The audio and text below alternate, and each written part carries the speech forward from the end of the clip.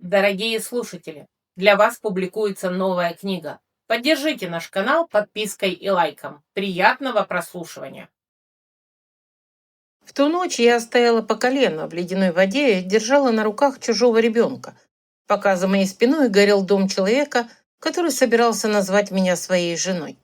Огонь ревел так, будто жрал не дерево, а сам воздух. Искры летели, цеплялись за черное небо и тут же гасли в мокром ветре с моря. Соленые брызги били мне в лицо. Девочка на моих руках не плакала, только судорожно хватала меня за шею и дышала часто, как зверек, которого долго гнали по снегу. «Не смотри», — сказала я ей. Она была слишком легкой. Так не должен весить ребенок, если его кормят досыта и хотя бы иногда обнимают. На берегу кричали мужчины, кто-то тащил бочки, кто-то матерился. Я ловила на себе взгляды, испуганные, злые, изумленные, и понимала, почему. Невеста вождя не должна выносить чужих детей из огня. Невеста вождя вообще не должна бегать ночью босиком в одной шерстяной рубахе. Невеста вождя должна была сидеть в женской половине длинного дома, ждать, пока мужчины разберутся сами, и благодарить судьбу, если ее спросят, жива ли она. Но дом горел, внутри был ребенок, а я однажды уже не успела. Я не услышала, как он подошел. Просто в какой-то миг вокруг стало слишком тихо. «Отдай», — сказал низкий голос. И я подняла голову. Рагнар Сигвальд стоял в 2 шагах от меня. Высокий, широкоплечий, мокрый до пояса. Наверное, он сам только что был в огне. От его плаща шел пар. Волосы, тяжелые от воды, прилипли к скулам и шее. На виске темнела кровь. Он смотрел не на пожар, на меня. «Ей холодно», — сказала я. Я сказала, отдай ребенка. Я услышала с 1-го раза, но я не отдала. Пальцы девочки вцепились в мою кожу сильнее, словно она тоже поняла. Если разожмет руки, ее вырвут из единственного теплого места этой ночи. У Рагнара дернулась челюсть. «Ты перечишь мне на глазах у моих людей!» «А ты хочешь вырвать сироту из рук женщины на глазах у своих людей. Полагаю, каждый из нас сейчас выбирает, каким его запомнят». Кто-то за его спиной шумно втянул воздух. Наверное, решил, что жить мне осталось недолго. И, наверное, был недалек от истины. Рагнар сделал еще шаг. Он был из тех мужчин, рядом с которыми пространство будто меняет форму. От него пахло морем, дымом и чем-то еще. «Это дитя с того берега», — сказал он. «Из селения, которое дважды за месяц грабило наши рыбацкие лодки». «Она ребенок». «Она чужая». «И что? Прикажешь огню спросить, чья она, прежде чем жрать ее заживо?» Я говорила жестко, потому что если я позволила себе дрогнуть, то либо расплакалась бы, либо упала. Все мое тело дрожало. От холода, от дыма, от страха, которого я себе не разрешала. Он заметил, разумеется. Но он увидел и другое. Я не сдвинулась. Пламя за нашими спинами рухнуло внутрь. Люди снова закричали. Кто-то побежал к колодцу. Девочка вздрогнула и уткнулась лицом мне в ключицу. Рагнар перевел взгляд на нее. Долго смотрел, потом сдернул с плеч свой плащ и бросил мне. «Укрой ее». Я застыла на долю секунды. Это не было уступкой. Это не было милосердием.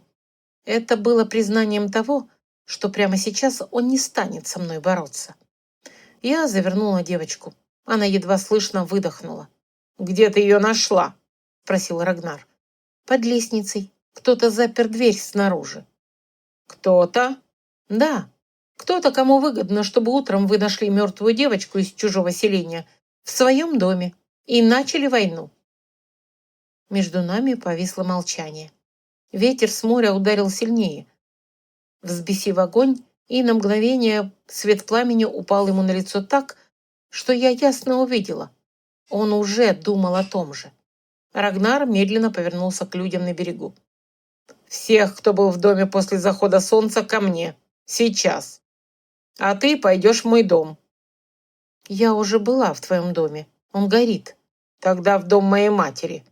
С ребенком? С ребенком. Я устало кивнула. Сил на спор почти не осталось. Когда я сделала шаг к берегу, ноги подогнулись. Мир покачнулся, и все поплыло. Я бы рухнула, если бы рука Рагнара не сомкнулась на моем локте. Жестко, крепко, без нежности. «Стоишь?» — спросил он. «Пока да». «Хорошо». И именно в этот миг я чуть не рассмеялась, потому что в другой жизни мне тоже говорили почти так же. Только тогда пахло не солью и гарью, а глиной, детским мылом и горячей проводкой. И руки, которыми я удерживала ребенка, были моими, настоящими. Я не рассмеялась, не смогла. Просто пошла к берегу, прижимая девочку к груди. А мужчина, за которого меня собирались выдать, шел рядом и не отпускал мой локоть до самого дома. Так началась та ночь, когда я поняла, если я не разберусь, кто запер ребенка в огне, здесь утонут не только дома, здесь утонут все.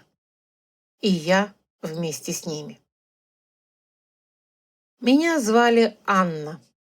Здесь меня звали Эльвира Браун, дочь когда-то знатного, а теперь обедневшего дома, чье имя все еще внушало уважение старикам и скуку тем, кто предпочитал силу памяти. Эльвира была обещана Рагнару Сигвальду еще до того, как я открыла глаза в ее теле, до того, как поняла, что у меня другие руки, другая кожа и другой голос, до того, как увидела в куске бронзы узкое незнакомое лицо с серыми глазами и ссадиной на виске. Я не собираюсь врать самой себе. Сначала я думала, что умерла и брежу, потом, что сошла с ума. Потом стало неважно, потому что тело болело, люди вокруг были настоящими, холод настоящим. А когда долго хочешь выжить, философия быстро уступает место делу. В прежней жизни у меня был сын, муж, квартира с окнами на парковку, пачки глины на нижней полке стеллажа и детская мастерская по субботам. Счета, ссоры, усталость и пустота. После того, как я потеряла сначала одного, потом другого, а вместе с ними способность верить, что боль когда-нибудь отдаст. Из всего этого со мной сюда перешли только руки. Память рук – самое живучее, что есть в человеке. Как месить глину, чтобы она не трескалась, как смотреть на ребенка, который делает вид, будто ему не больно. Как не лезть к человеку со словами утешения, когда ему на самом деле нужны тишина, теплая вода и место, где можно сесть. Как отличать жадность от страха, как не дать себе развалиться, если вокруг все уже развалилось. В доме матери Рагнара было тепло, душно и темно от дыма, который вечно жил под крышей длинных домов. Меня встретили так, будто я притащила в дом дохлую чайку. Его мать, Ингрид, сидела у очага, прямая, как старый клинок. Она посмотрела сначала на меня, потом на ребенка в плаще сына, и ее губы сжались. «Чужая», — сказала она. «Живая», — ответила я. Она не любила меня и раньше. Точнее, не любила Эльвиру. Слишком тихая, слишком воспитанная, слишком бесполезная для зимы. Я почти слышала, как скрипит у нее в голове старое разочарование. Вот такую невесту выбрали ее сыну. «Молчи», — сказала она. «Ты еще не жена этому дому». «Тогда тем более не тебе приказывать мне, что делать с ребенком». За моей спиной хмыкнула одна из женщин. Ингрид перевела на нее тяжелый взгляд, и та тут же занялась кувшином. А я стояла и чувствовала, как меня трясет все сильнее. Девочка на руках по-прежнему не издавала ни звука. Я опустила ребенка на лавку у огня и развернула плащ. Девочке было лет 6, не больше. Бледная, худющая, с темными спутанными волосами и синяком на скуле. На шее тонкий шнурок с деревянной бусиной. «Нужна чистая вода, жир и полотно», — сказала я. «Думаешь, я не знаю?» — бросила Ингрид. «Думаю, ты проверяешь, не сгорела ли вместе с домом моя способность думать». Она прищурилась, потом коротко кивнула женщине у огня. Принеси». Пока та ходила, я сняла с себя мокрую верхнюю рубашку, осталась в нижней, сухое только там, где ее прикрывал ребенок. Руки жгло, на ладонях уже поднимались волдыри. «Ты тоже обожглась», — заметила Ингрид. «Вижу. Лекаря позвать?» Если у вас есть лекарь, который умеет не задавать глупых вопросов, зови». Она усмехнулась, совсем краем рта, но я заметила. Хорошо. Люди, у которых еще осталось место для усмешки, не до конца каменные. Когда мне принесли воду, я первым делом занялась девочкой. Осторожно обмыла ей обожженный локоть, смазала жиром. Она терпела молча. Я старалась не делать резких движений. «Тебя зовут Мэйв?» – тихо спросила я. Она смотрела на мои руки. «Хорошо, не говори, просто смотри, если хочешь». Я не заметила, как слишком долго задержала взгляд на ее руках. Слишком тонких. «Ты побелела», — сказала Ингрид. «Я устала». «Это не усталость. Ты смотришь на ребенка так, будто видишь призрак». Я сказала, устала. Она ничего не ответила, но потом сама подала мне чистую тряпицу. Это было почти примирением. Когда дверь открылась, я даже не обернулась. Слишком хорошо знала, кто вошел. Тяжелые шаги, ветер, запах мокрой шерсти и дыма. Рагнар остановился у порога. Женщины тут же стали тише. «Живы?» — спросил он. «Пока», — сухо ответила Ингрид. «Славно. Значит, вы слушаете меня». Я подняла голову. Он уже смыл кровь с виска. Мокрые волосы были убраны назад кожаным ремешком. На нем была чистая туника, но вид у него все равно был такой, будто он только что собственными руками сломал бурю пополам. «Я допросил людей». «И?» – спросила я. «И либо все мои люди разом стали лжецами, либо в доме сегодня был кто-то еще». «Конечно, был. Иначе девочка не оказалась бы под лестницей». «У тебя дар говорить очевидное». «У меня дар замечать, что мужчины часто называют очевидным лишь то, до чего дошли сами». Ингрид закрыла глаза, будто устала не от пожара, а от меня. А Рагнар неожиданно усмехнулся. «Хорошо. А раз ты так умна, скажи, зачем поджигателю оставлять ребенка в доме, если он хотел свалить вину на другой клан?» «Потому что мертвый ребенок убедительнее живого, а живой может кого-то узнать». В доме стало совсем тихо. Мэйв сидела, обхватив колени, и смотрела в огонь. «Она видела лицо?» – спросил он. «Не знаю. Она не говорит». Рагнар подошел ближе. Девочка напряглась всем телом. Он это заметил и остановился, не дойдя 2 шагов. «Вот оно», — подумала я. «Вот разница между властным мужчиной и тупым. Один берет, что хочет, другой тоже привык брать, но умеет вовремя увидеть, что сейчас силой сломает больше, чем получит». «Завтра я отправлю людей на тот берег», — сказал он. «Мне нужны именно тех, кто пропал из селения сегодня». «Если отправишь людей с оружием, получишь в ответ оружие», — сказала я. Он повернулся ко мне всем телом. «Осторожнее!» Я и так осторожна. Именно поэтому еще жива. Мы смотрели друг на друга в огненном полумраке, и я вдруг поняла, насколько это опасно. Спорить с человеком, которому достаточно одного приказа, чтобы моя жизнь стала короткой и очень неприятной. Но еще опаснее было молчать. Если он прямо сейчас рванет на соседний берег, кровь польется рекой. А в крови всегда отлично прячутся те, кому она выгодна. «Чего ты хочешь?» – спросил он. «Дня». «Что?» «Одного дня до завтрашнего заката. Не трогай тот берег. Дай мне поговорить с девочкой, осмотреть дом, подумать. Если к закату я ничего не найду, делай, что считаешь нужным». «Ты просишь меня не мстить врагам из-за слова женщины, которая даже не моя жена?» – сказал он. «Я прошу тебя не быть дураком из-за чьей-то хорошо устроенной ловушки». Его глаза сузились. Он подошел почти вплотную. «Если ты ошибешься, люди скажут, что я послушал женщину и дал врагу время. Если ты солгала, я сам вышвырну тебя на берег к тем, кого ты защищаешь. А если я права? Тогда ты объяснишь мне, кто ты такая. Женщина, которая не хочет жить среди идиотов. Это было безрассудно. Я поняла это в ту же секунду. Ингрид даже приподнялась, будто ждала, что сейчас он ударит меня. Но Рагнар лишь отступил на шаг.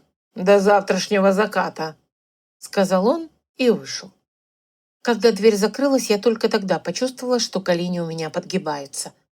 Ингрид долго смотрела на меня, потом сказала: «Если ты хочешь выжить рядом с таким мужчиной, тебе следует реже тыкать палкой в медведя».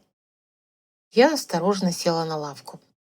А если медведь стоит у горящего дома и собирается сожрать улики?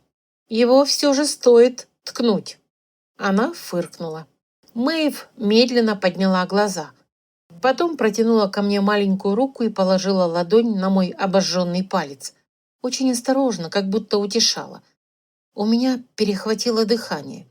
Я не плакала с тех пор, как очнулась в этом мире. Не потому, что была сильной. Просто слезы ничего не меняли, а силы без того было мало. Но в ту ночь в доме женщины, которая меня не любила, под взглядом ребенка, которого едва не сожгли заживо, я впервые поняла страшную вещь. Если я не перестану бояться любить хоть кого-то, этот мир меня пережует и выплюнет.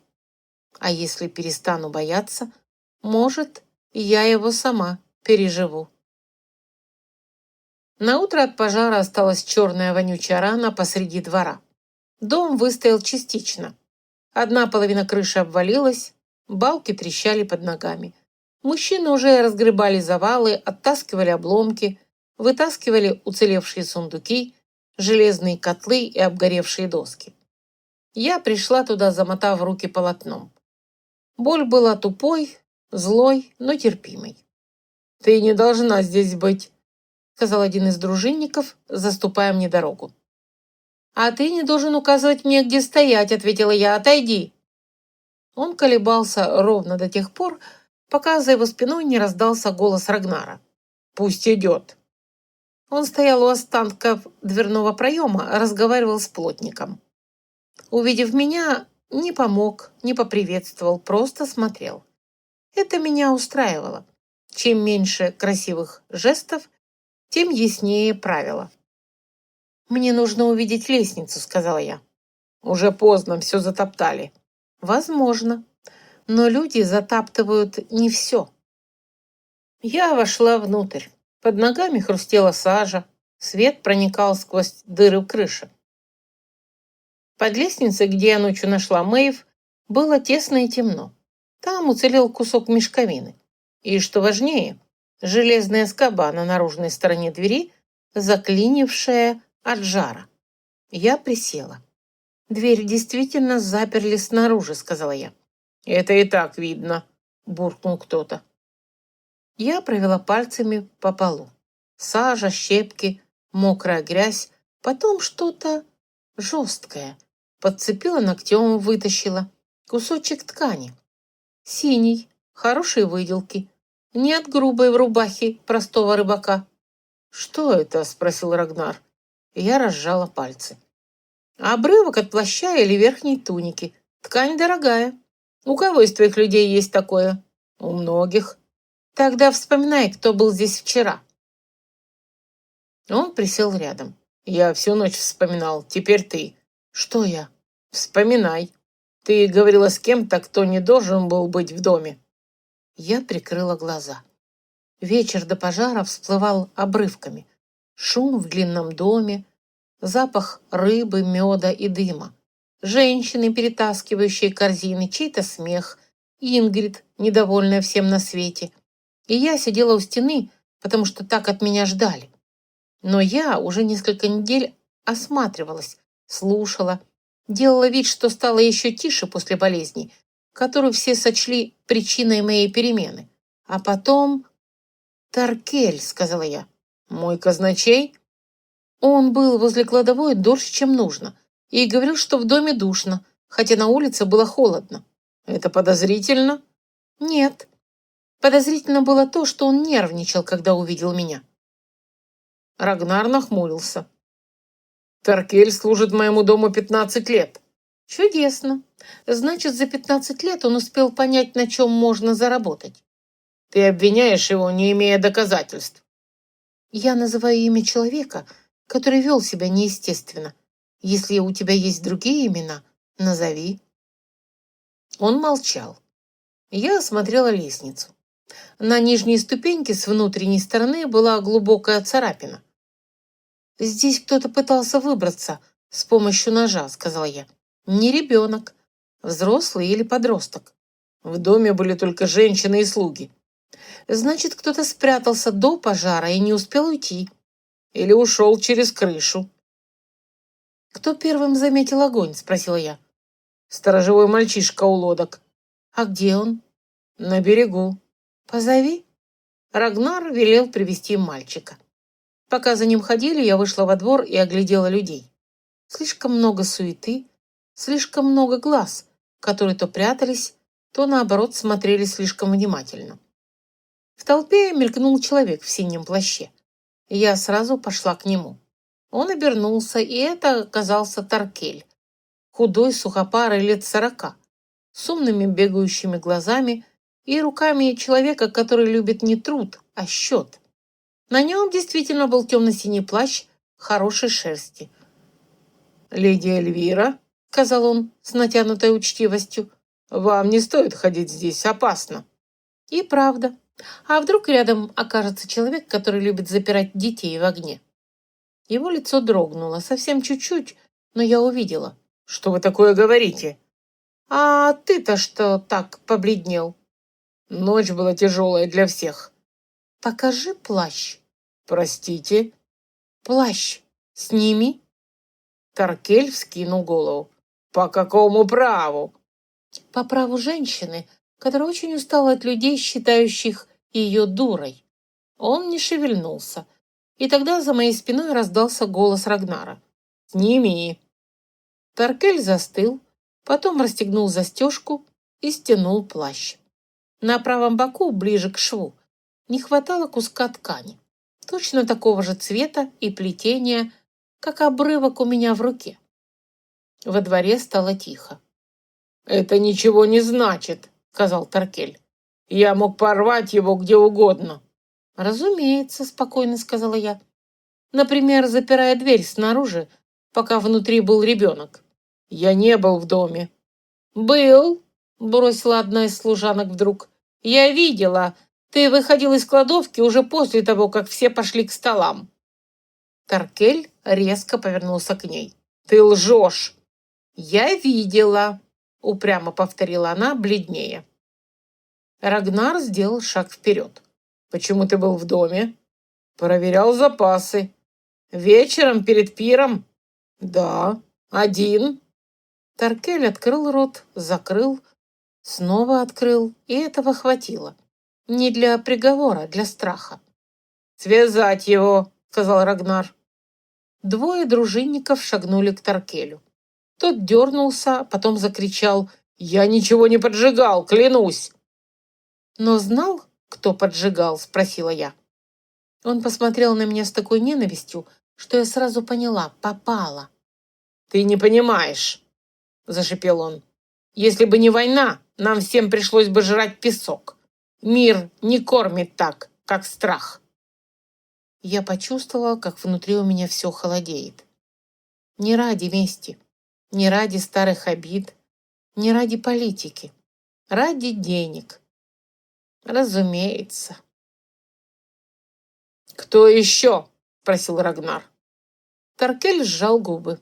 Один из стражников ударил его под колени, и он рухнул в грязь. «Кто еще?» — повторил Рагнар. Я смотрела на Таркеля и вдруг очень ясно поняла одну вещь.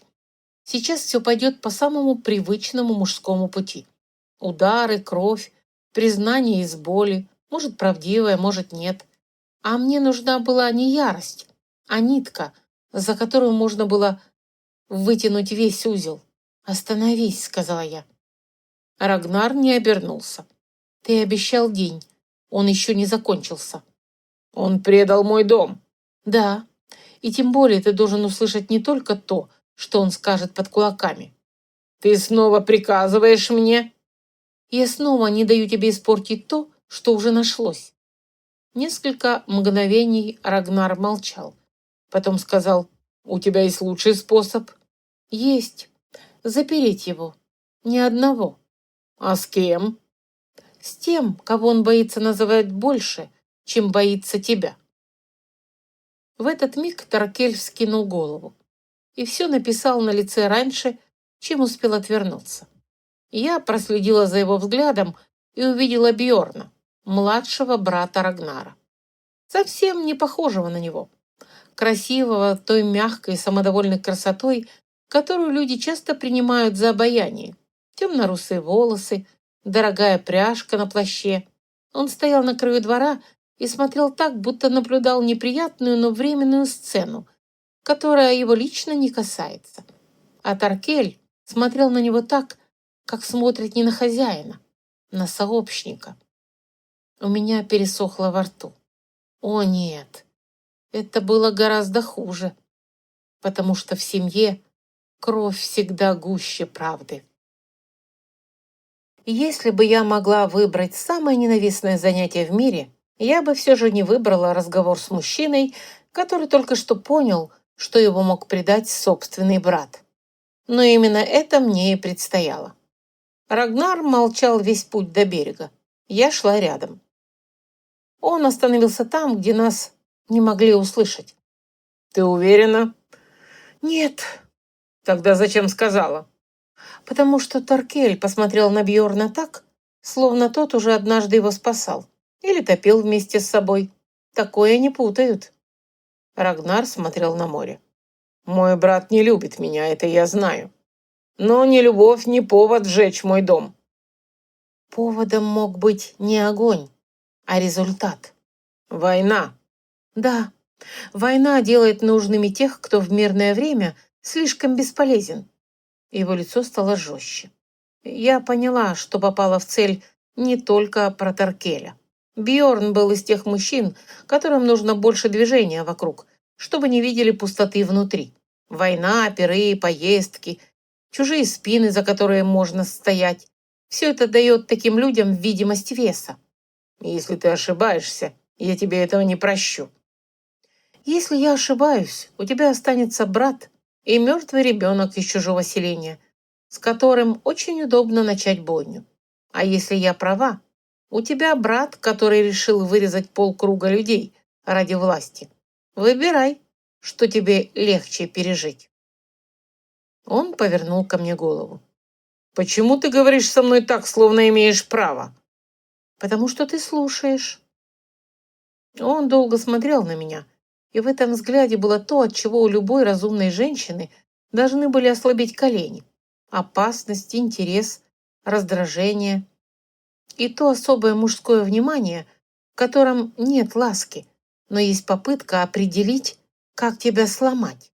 Или как не сломать. «Вчера у воды», — сказал он, — «ты держала ребенка так, будто делала это 1000 раз». Я люблю детей. Эльвира Браун прежде сторонилась их. Люди меняются. Не за одну ночь. А ты уверен? Иногда как раз за одну ночь у человека сгорает все, чем он был. Он ничего не ответил, но я поняла, что он запомнил. «Что ты будешь делать?» – просила я. С братом наблюдать до заката, как обещал. Потом говорить. «Не при всех?» Думаешь, я не знаю? «Я думаю, ты зол, а злые мужчины часто забывают, что знают». Осторожнее, Эльвира. Я это уже слышала. И все равно продолжаешь? Да. Почему? Я подняла на него глаза. Потому что однажды я уже прожила жизнь, в которой слишком долго молчала. Потому что, когда умер мой сын, мне хотелось выйти. А я отвечала на звонки, подписывала бумаги и говорила спасибо, что пришли. Потому что после смерти мужа все советовали держаться, и я держалась так хорошо, что едва не превратилась в мебель. Потому что страх потерять еще что-то не должен делать меня удобной для тех, кто умеет брать. Но вслух я сказала другое. Потому что если я начну бояться тебя больше, чем правды, то лучше сразу броситься в море. Он смотрел на меня так долго, что я почти пожалела о своих словах. Почти. Потом он неожиданно протянул руку, взял мои перебинтованные ладони и перевернул их вверх. Я вздрогнула. «Ты плохо перевязала ожоги», — сказал он. «Это не твое дело». «Теперь все в этом селении мое дело». «Как удобно». Он не отпустил. Его пальцы были теплыми, сильными. Мужчина, который мог сломать шею, сейчас осторожно касался ткани на моих ладонях. Это было опаснее, чем злость. Злость понятна, осторожность нет. «Мать даст тебе мазь из зверобоя», — сказал он. «Я сама возьму». «Возьми». Он отпустил мои руки и ушел, оставив меня на ветру с ощущением, будто только что на коже оставили не прикосновение, а знак. Я глубоко вдохнула соленый воздух. «Нет», — сказала я, — «только не это. Мне не нужен мужчина, способный сжать мир в кулак. Мне не нужен дом, которым за место у очага платят покорностью. Мне не нужна еще одна любовь, после которой выживают наполовину. Мне нужна только свобода. И если уж совсем честно, мастерская. Смешно. Между войной кланов, пожаров и заговоров я думала о печи для обжига. Но именно это и спасало. Пока мужчины решают, кому владеть берегом, женщины решают, в чем хранить зерно, где сушить рыбу, чем кормить детей. Если мне суждено жить здесь, я хотела опереться не на милость, а на дело. И потому после разговора с Рагнаром я пошла не в длинный дом, а пошла туда, где за селением у откоса земля после дождей была жирной, красноватой и тяжелой. Туда, куда Эльвира прежде не ходила, потому что не видела смысла, а я увидела сразу. Глина настоящая. Я опустилась на колени и вонзила пальцы в мокрую землю. Холодная, плотная, послушная. У меня перехватило дыхание так, будто я нашла не глину, а дорогу домой. «Что ты делаешь?» Я обернулась. За моей спиной стояла Мэйв. Она пришла босиком в чужой шерстяной рубахе. Волосы путались на ветру. «Проверяю землю», — сказала я. Она посмотрела молча, потом подошла и тоже присела рядом. Я взяла ком глины, сжала и показала ей, как он держит форму. «Видишь? Из этого можно делать миски, кувшины, игрушки». Она не ответила. Тогда я быстро слепила маленькую птичку, просто без изящества, по памяти. 2 вмятины вместо глаз, хвост, крылья, прижатые к телу, и протянула ей. Мэйв взяла птичку обеими руками, долго смотрела, потом впервые за все время на ее лице мелькнуло что-то похожее на изумление. «Если хочешь, я покажу еще», — сказала я. Она кивнула. И именно в этот момент я поняла.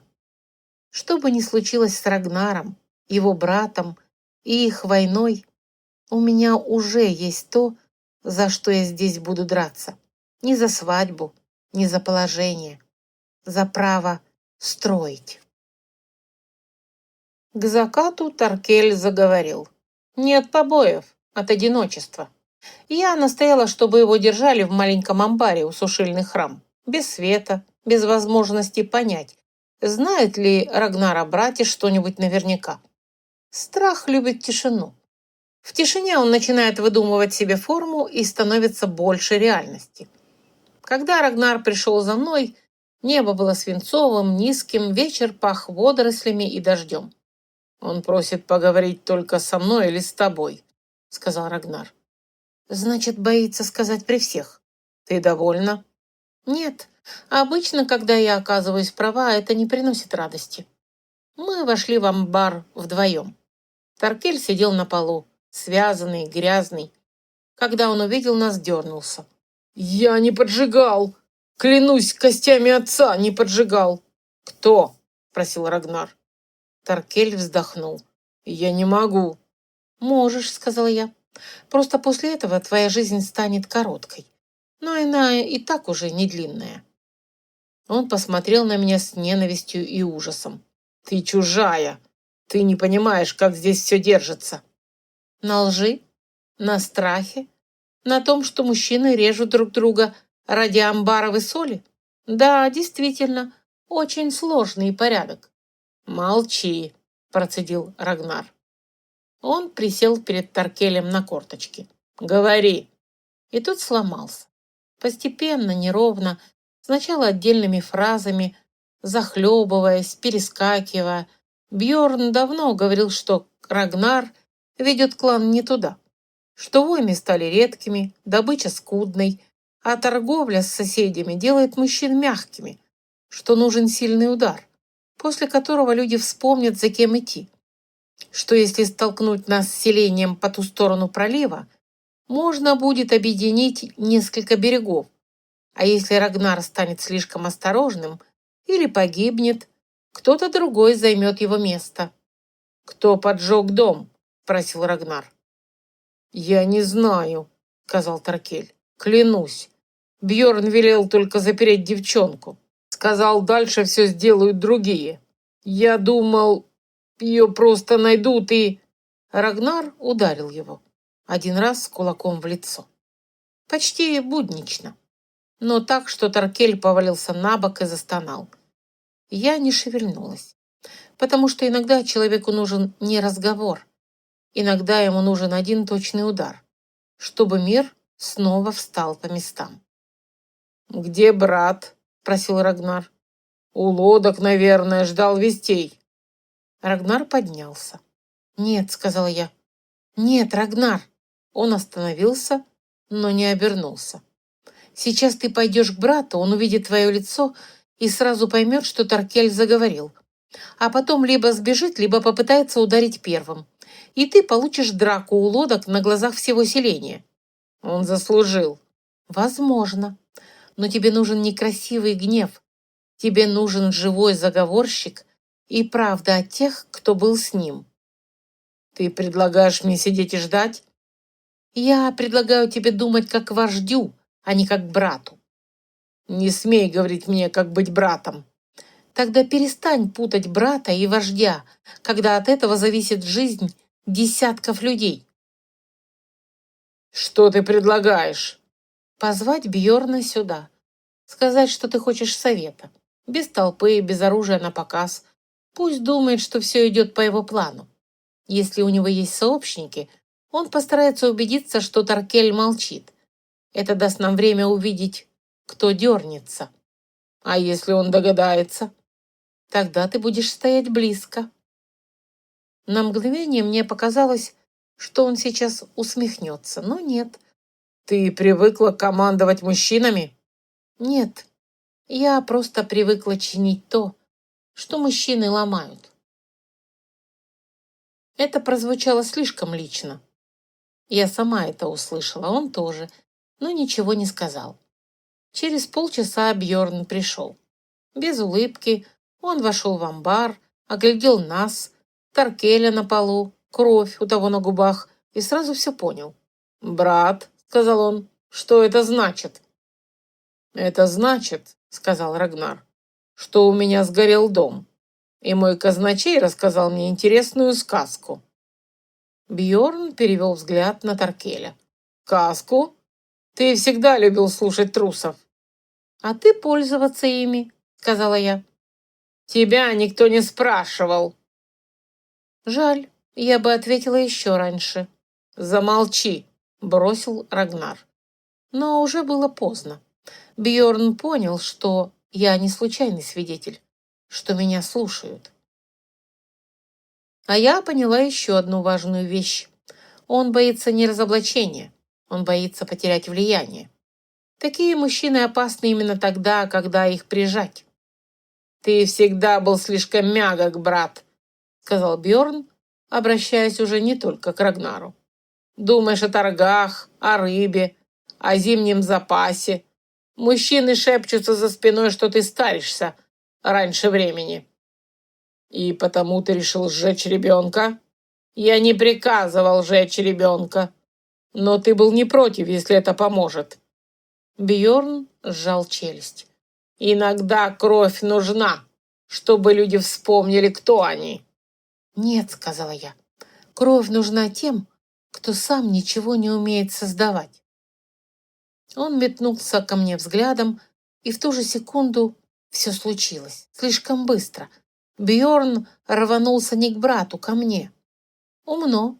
Ударь женщину, которую все слушают, сделай ее слабым звеном, и мужчины снова будут говорить друг с другом, как привыкли. Но он не успел. Рагнар перехватил его на полпути и ударил так, что Бьорна швырнула на стену. Таркель закричал, я отшатнулась к двери. Братья сцепились молча, жестоко. Быстро, грязно, по-настоящему. Я увидела блеск ножа слишком поздно. «Рагнар!» — крикнула я. Бьорн выдернул клинок из сапога и полоснул снизу вверх. Рагнар успел отвернуться, но лезвие все равно прошло по боку. Я схватила с пола короткую кочергу, не думая. Подскочила и ударила Бьорна по запястью. Нож отлетел. Он рявкнул и развернулся ко мне. И тут Рагнар вырезал ему в челюсть так, что тот рухнул на колени. В амбаре воцарилась тишина. Бьорн тяжело дышал, на губах у него была кровь. Рагнар стоял над ним, прижимая ладонь к боку. «Связать», — сказал он, не оборачиваясь. Я выдохнула только тогда, когда внутрь вбежали люди. Потом посмотрела на его руку. «Ты ранен?» «Вижу». «Убери ладонь». «Не приказывай».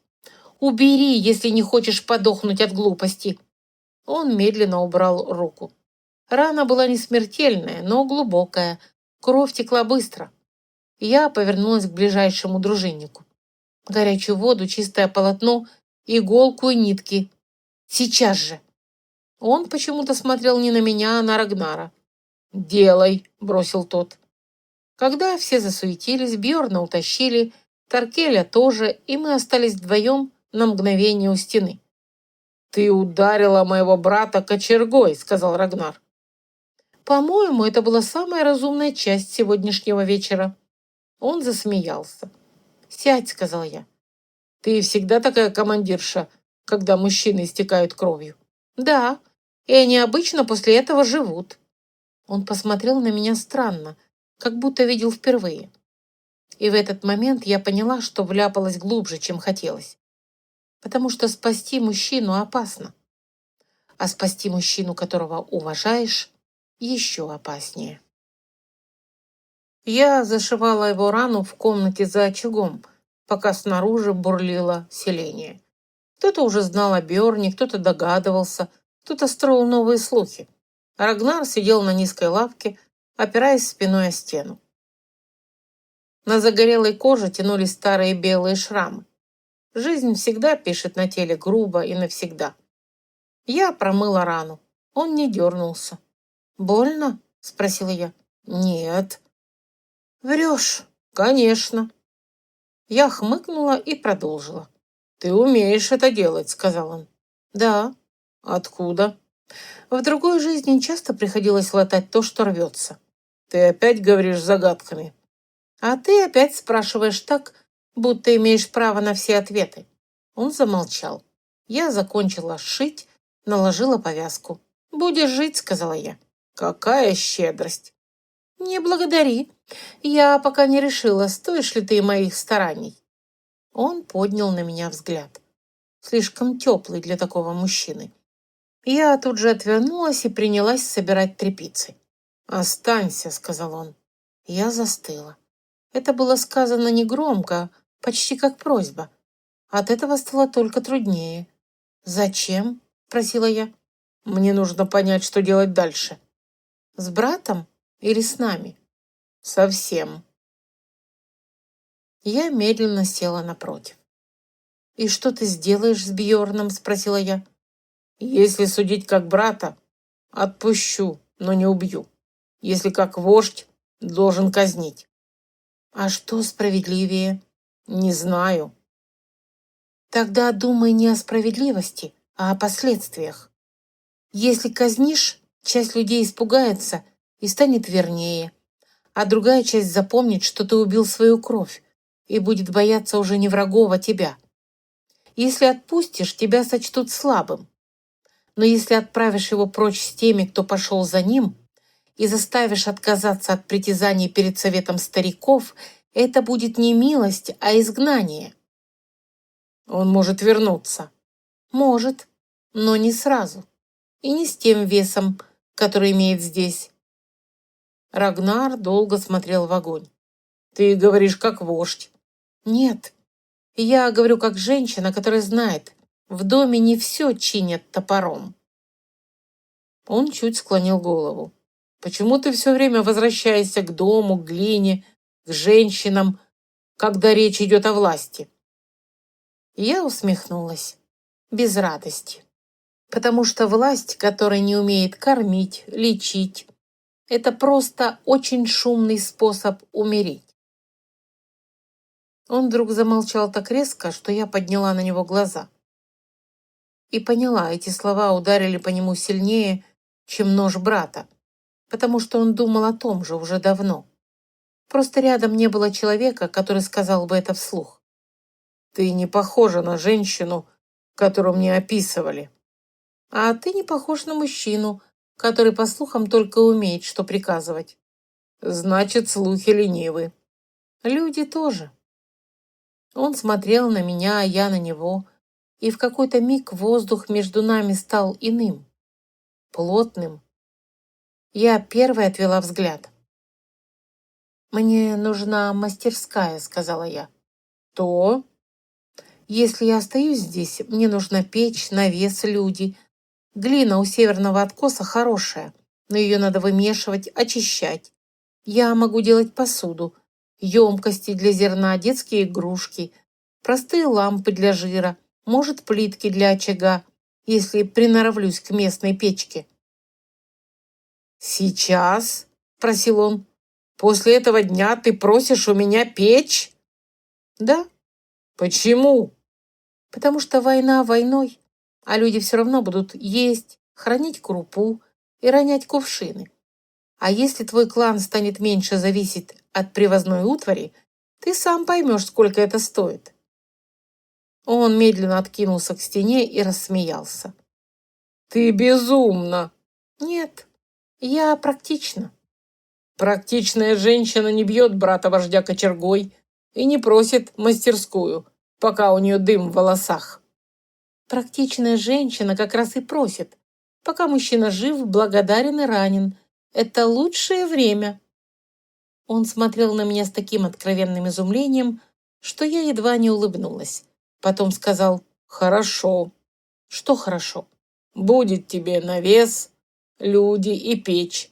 Но если выйдет чепуха...» «Выйдет не чепуха». «А откуда знаешь?» «Потому что это единственное, в чем я уверена». «Ладно, будет. «Тогда отдыхай и не делай глупостей. Например, Не вставай завтра с мечом ради гордости». ты всегда распоряжаешься моим телом». Я застыла. Он сказал это с совершенно неподобающей легкостью и слишком внимательно смотрел, когда я подняла на него глаза. «Ах, вот как!» «Только когда его пытаются испортить», — ответила я. И ушла, не дав ему увидеть, как у меня вспыхнули щеки. Через 6 дней у меня был навес, 2 злые помощницы, 3 любопытных детей, ком глины размером с маленькую свинью и полселения, уверенного, что невеста вождя окончательно тронулась умом. Честно говоря, меня это устраивало. Пока люди считают тебя странной, они реже замечают, что ты полезна. А полезность – лучший путь к свободе, если ты женщина в мире, где все измеряется силой рук, запасом рыбы и количеством мужчин, способных держать копье. Печь мы строили у северного откоса, где глина выходила слишком близко к поверхности, а ветер не задувал прямо в горнило.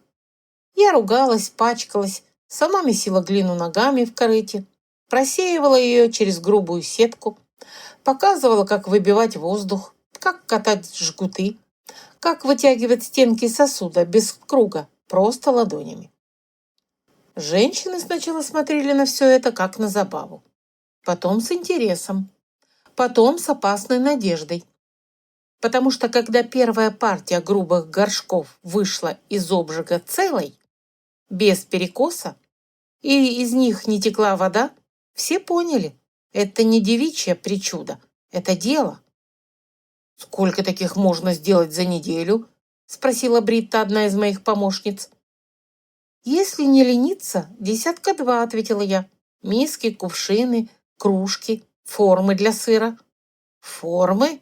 «Да, с дырочками, чтобы сыворотка стекала». Она уставилась на меня.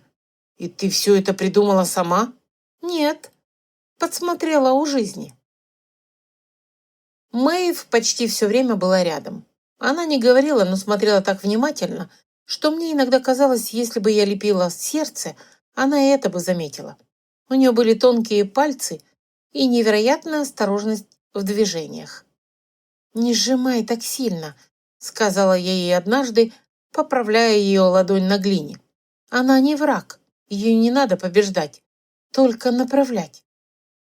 Мэйв подняла на меня глаза, потом попробовала мягче. У нее получилось. «Вот так», — улыбнулась я, — «видишь?» Она не улыбнулась в ответ, но уголки ее губ дрогнули. Для нее это было почти смехом. Когда у навеса появился Рагнар, все сразу стали тише. Он еще берег бок, хотя, конечно, делал вид, что вовсе не ранен. «Так вот, где теперь главная власть селения?» — сказал он, оглядывая ряды сохнущих мисок. «Осторожнее», — заметила я. «Еще пара таких шуток, и люди начнут думать, что ты умеешь видеть пользу». «А если умею?» «Тогда тебя ждет тяжелая жизнь». Он подошел к столу, взял один из маленьких кувшинов, повертел в руках. «И это продают?» «Это используют. А если к весне сделаем больше, можно и менять». «На что?» «На соль получше, на ткани, на иглы, на мед. На все, что не хочется везти издалека, за двойную цену». Рагнар опустил кувшин. «Старики хотят совета завтра по поводу Бьорна», — сказал он. «И?» «Я скажу, что изгоняю его с теми, кто признает его сторону. Без права возвращения, без моего зова». «Это мудро». «Они не любят мудрость так же, как хорошую драку». «Люди редко любят то, что заставляет думать дольше одного удара». Он скользнул взглядом по Мэйв, лепившей рядом маленькую чашку. «Как она?» «Спит лучше, ест медленно, но уже не прячет хлеб за пазуху. Пока не говорит». «Ты взяла ее под свое крыло так легко, будто всегда знала, что делать». «Иногда ребенку нужен не тот, кто имеет право, а тот, кто остается». Рагнар ничего не сказал, но я чувствовала его взгляд между лопаток. Слишком внимательный. «Она не немая», — произнес он вдруг. «Что?» «Мэйв, она говорила до пожара». «Редко, но говорила». Один из стариков с того берега подтвердил. «Ты ездил туда?» «Да». «Без драки?» «Представь себе». «Невероятно». Он фыркнул. Ее мать умерла зимой, отец весной на море. Ее взяла тетка, жесткая женщина. Она била ее. Девочка пропала за 2 дня до пожара. На том берегу думали, что ее продали каким-то бродягам. Я медленно села на скамью.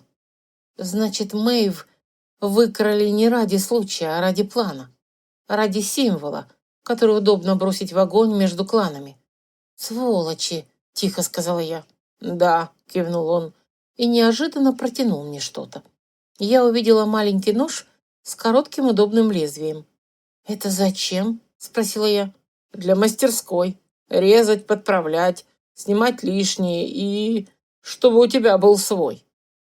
«Спасибо», — сказала я. Не благодари.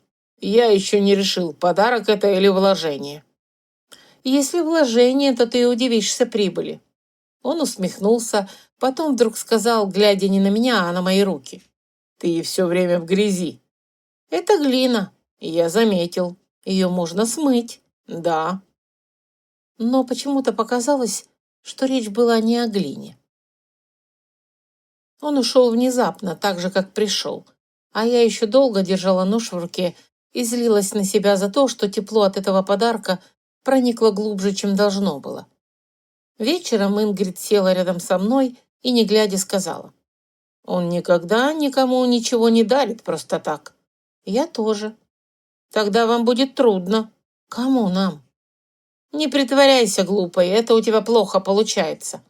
Я вздохнула. «Он хочет послушную жену, я не подхожу». «Он думал, что хочет послушную». «А теперь?» Ингрид медленно размешала что-то в котле. «А теперь он хочет ту, на которую смотрит так, будто она может спасти и утопить его в один день». Я застыла. «Я никого не хочу топить». «Все женщины так говорят, пока мужчина не полезет им под кожу». Я встала. «Мне надо к печи». «Ночью?» «Да». «Иди», — сказала она, — «только не думай, что, бегая от мужчины, ты бежишь только от него». Совет стариков проходил в длинном доме днем, при открытых дверях, чтобы все желающие могли слышать. Так решали дела, которые касались не только крови, но и памяти. Изгнание сына клана – это всегда удар по корням. Бьорна привели связанным, но не униженным. Я сидела среди женщин у стены, рядом с Ингрид и Мэйв. Рагнар стоял в центре. Старики говорили долго о крови, о чести, о том, как опасно карать брата, о том, как еще опаснее оставлять без кары попытку стравить кланы, о голодных зимах, когда братья держались друг за друга, и о лихих летах, когда братья убивали братьев из-за лодок и женщин. Я слушала и думала. Мужчины обожают прятать настоящее за прошлым. Чем дольше речь, тем меньше в ней обычно пользы. Бьорн говорил красиво, что он желал силы клану, что брат ослабел, что Таркель оговорил его ради спасения собственной шкуры, что огонь не счастье, а не заговор. Тогда встала я. Не собиралась, но встала. «Женщинам слова не давали», — недовольно проворчал один из стариков. «А зря», — ответила я. «Иногда мы хотя бы замечаем, когда мужчины несут чушь». Рагнар не шелохнулся. Но я увидела, как напряглась его челюсть. Наверное, он опять думал, что я лезу с голыми руками в пасть зверю. Возможно, так и было. «Я вытащила ребенка из огня», — сказала я. «Я нашла обрывок ткани. Я увидела, как Таркель смотрит на Бьорна. Я была в амбаре, когда он признался, и я видела, как Бьорн бросился не на брата, а на меня, потому что проще всего заткнуть женщину, которую внезапно стали слушать. Вы можете долго спорить о крови, но скажите мне другое. Если человек готов сжечь чужого ребенка, чтобы подтолкнуть вас к войне, сколько ваших детей он пожалеет, когда война начнется? Сколько домов еще загорится, пока вы будете восхищаться его решительностью?» Один старик отвел взгляд, другой кашлянул. Третий смотрел на Бьорна так, будто впервые видел не милого младшего сына, а гнилую доску в лодке. Я сделала шаг вперед. Сила клана не в том, чтобы резать соседей чаще. Сила в том, чтобы пережить зиму, вырастить детей и не дать собственной жадности сожрать себя изнутри. Если для этого вам нужен человек, который запирает сироту в огне, тогда, может, дело не в Бьорне, может, дело в вас. Слева кто-то шумно выдохнул, и Ингрид тихо сказала: «Ну все, Я уже почти ожидала, что меня вышвырнут, но первым заговорил не старик, а Мэйв. Точнее, не заговорила. Из ее горла вырвался хриплый звук. Мэйв встала, дрожа всем телом, и вытянула руку на Бьорна. «Он!» — вырвалось у нее. В длинном доме стало так тихо, что я услышала, как где-то у очага лопнул пузырек в кипящем котле. Я медленно повернула голову к девочке. Она стояла босая на утоптанном полу, маленькая, бледная, и смотрела только на Бьорна. Не моргала, не отводила глаз. Ее худое тело тряслось, но рука оставалась вытянутой. «Он», — повторила она, — «запер». Бьорн побелел. Наверное, в тот миг он понял, что проиграл по-настоящему. Не из-за меня, а из-за ребенка, которого счел слишком маленьким и слишком ненужным, чтобы тот стал угрозой. Старики зашевелились. Один резко опустил ладонь на колено, другой выругался себе под нос. Рагнар не двинулся, только перевел взгляд с брата на Мэйв, и я увидела, как в его лице что-то окончательно затвердело. «Что она врет?» — рявкнул Бьорн. «Она полумертвая девчонка, которую напугали. Она повторяет то, что ей вбили в голову». Я встала между ними быстрее, чем успела подумать. Не потому, что была смелой, а потому, что некоторые движения живут в человеке раньше рассудка. Сзади я почувствовала, как Мэйв обеими руками вцепилась в мою тунику. «Не смей!» — тихо сказала я. «Уйди с дороги!» — прошипел Бьорн. «Ты слишком много о себе возомнила». «А ты слишком долго считал, что тебе все сойдет с рук». Он метнулся ко мне так резко, что женщины вскрикнули, но не добежал. Рагнар перехватил его одной рукой за плечо и дернул назад. «Хватит!» — сказал Рагнар. Бьорн тяжело дышал. «Ты выберешь ее?» — выплюнул он. «Чужую бабу и никчемного ребенка против собственной крови?» «Нет», — ответил Рагнар. «Я выбираю клан, а ты давно выбрал только себя». Бьорн дернулся, будто хотел что-то сказать, но старейший из совета, сухой седой Хальфдан, поднялся на ноги. «Довольно», — проговорил он. «Мы слышали достаточно. Казнь за такое дело была бы справедлива, но кровь вождя — тяжелое дело. Пусть решит сам вождь и ответит перед людьми, если ошибется». Все взгляды обернулись к Рагнару. А я стояла и думала только об одном: не убей. Не потому, что Бьорн заслуживал пощады, а потому что убийство брата оставляет на мужчине след глубже ножа, и потом этот след будет жить в доме вместе со всеми. Рагнар молчал долго, потом сказал: «Бьорн, мой брат по крови и враг по делу, изгоняется с этого берега, и с ним уйдут те, кто признает его сторону. Он теряет право на мою защиту, право сидеть в моем доме, право звать этот клан своим. Если вернется без моего зова, умрет». В доме будто выдохнули разом все. Бьорн рассмеялся. «Нехорошо так». «Ты думаешь, этим все кончится?» — спросил он. «Думаешь, люди забудут, что ты послушал женщину?»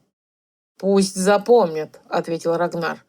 «Значит, у них будет хоть одна полезная память». Бьорна увели. Он больше не вырывался. Только, проходя мимо меня, задержал взгляд. «Ты еще пожалеешь», — сказал он. «Но будет поздно». Я не ответила, потому что он был прав лишь в одном. Я уже слишком хорошо знала, что такое поздно. Когда все закончилось, люди стали расходиться. Но не так, как до совета. В голосах было меньше шепота, взгляды на меня другие. Не теплые, но внимательные. Словно я перестала быть удобным приложением к будущему браку, и внезапно стала отдельным человеком. Для женщины это иногда опаснее любого ножа. Я отвела Мэйв к Кингрид, попросила накормить, а сама вышла за Рагнаром на берег. Море было серое, неспокойное. Мы долго молчали, потом он сказал «Спасибо». «За что?» «За то, что не дала мне убить его в тот день в амбаре. За то, что увидела Таркеля, за то, что Мэйв сегодня стояла за твоей спиной, а не лежала в земле». «Не благодари меня так, будто я все исправила. Я просто не дала вам всем окончательно утонуть в собственной дурости». «Это немало». Мы замолчали. Потом он спросил: «Ты ведь уже теряла ребенка, да?» «Почему ты так решил?» «Потому что женщина не смотрит на чужого ребенка с такой болью, если в ней нет старой раны. И потому что в ту ночь у воды ты сказала: «Я уже однажды не успела». Я стиснула зубы. Вот оно. Я всегда знала, что кто-то однажды соберет мои обмолвки, мои слишком взрослые для Эльвиры жесты и мои знания, которые ей неоткуда было взять. Но не ожидала, что первым окажется он. «Это не твоя история», — сказала я. «Нет, но ты уже живешь в моем доме, на моем берегу и в моей голове чаще, чем мне нравится. И я должен понимать, кого я вижу перед собой». «А если я скажу, что сама не до конца понимаю?» «Это будет честнее, чем большинство ответов».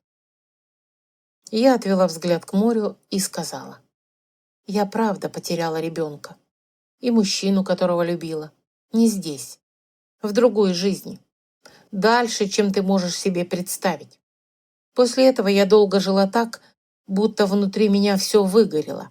А потом случился пожар, и я снова выбрала ребенка. Вот и все, что тебе нужно знать». Я ожидала чего угодно, недоверия, насмешки, но Рагнар только молчал, а потом сказал: «Значит, я был прав в одном. Тебя действительно сожгла не эта ночь». «Не спрашивай больше». «Сегодня не буду». «И потом тоже». Он слегка склонил голову, будто отмечал границу, за которую пока не пойдет. И именно поэтому мне стало еще опаснее рядом с ним. Потому что мужчина, умеющий останавливаться, когда мог бы давить, пробирается под кожу куда глубже. После изгнания Бьорна селение успокоилось не сразу. Так не бывает. Когда вырывают гнилой зуб, боль еще долго отдает в челюсть. Так и здесь. Люди переговаривались, спорили, присматривались друг к другу. Кто ушел с Бьорном, того вспоминали поименно. Кто остался, тому не сразу начинали верить. Но работа упрямо тянула жизнь назад. Через 2 недели моя печь стала местом, куда приходили не только женщины и дети, но и мужчины. Сначала посмеяться, потом заказать крышки для бочек, глубокие горшки для соления рыбы, широкие миски для теста и лампы, в которых жир горел ровнее, чем в старых каменных чашах. Мне нравилось наблюдать, как польза ломает предубеждения. Сначала они говорили «женская забава», потом «интересно, сколько продержится», а потом «сделай еще 2 таких, только выше». А потом уже спорили, чей дом первым получит новые сосуды для зерна. Бритта смеялась, глядя на это. «Мужчины похожи на детей», — сказала она однажды. «Если дать им что-то удобное, они через день будут уверены, что сами это придумали». «Главное, чтобы платили», — ответила я. «Ты странная невеста вождя». Я вообще, кажется, не очень подходящая невеста. «А кто сказал, что ему нужна подходящая?» Я не ответила, потому что слишком часто в последние дни ловила на себе взгляд Рагнара. Недолгий, ненавязчивый, но такое, после которого начинало казаться, что кожа помнит о нем даже там, где он не касался. Он приходил к печи по делу и без, спрашивал, сколько глины нужно на большую партию сосудов, смотрел, как Мэйв лепит кривых птиц, приносил из поездок хорошие деревянные лопатки, тонкую проволоку и однажды горсть темно-зеленых камешков с берега, потому что он сказал, у них цвет как у моря перед бурей, и ты почему-то такие любишь. Я тогда ей два не швырнула камешки обратно. Не потому, что они мне не понравились, а потому, что слишком понравились. А я все еще пыталась убедить себя, что сердце можно держать на привязи, если достаточно занять руки. В конце третьей недели он пришел ко мне вечером, когда все уже разошлись, а я одна сидела у еще теплой печи и перебирала обожженные чашки. «Ты все еще работаешь?» — сказал Рагнар. «А ты все еще ходишь так, будто рана не болит?» «Она уже почти не болит». «Врешь ты убедительнее себе, чем мне». Он сел рядом на перевернутое бревно. Некоторое время мы молчали. Потом он взял одну из чашек, простую, с неровным темным ободком, и провел большим пальцем по краю. «Красиво», — сказал он. «Надо говорить удобно. Тогда я поверю, что ты действительно ценишь мою работу». «Хорошо, удобно, но еще и красиво». «Ты пришел обсуждать посуду?» «Нет». «Жаль. Это была бы безопасная тема». «Я пришел спросить, ты все еще хочешь уйти, когда сможешь?» Я застыла.